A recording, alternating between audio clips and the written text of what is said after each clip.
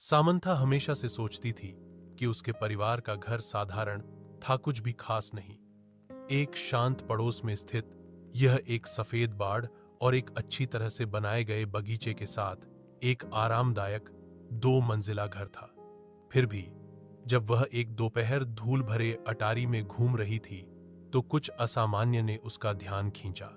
दूर कोने में भूली हुई पेटियों के ढेर के नीचे उसने फर्श के नीचे छिपे हुए एक संकीर्ण ट्रैपडोर को देखा। जिज्ञासा जागी। वह घुटनों के बल बैठी और उसे खोला।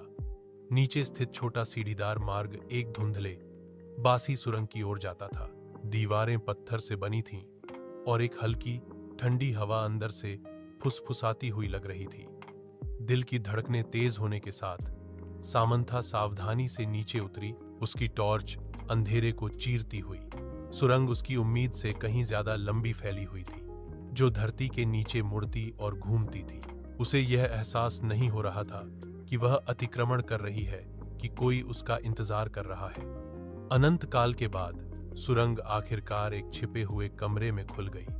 दीवारें पुरानी बुकशेल्फ से सजी थीं, जो अजीब चमड़े से बंधी हुई किताबों से भरी थीं।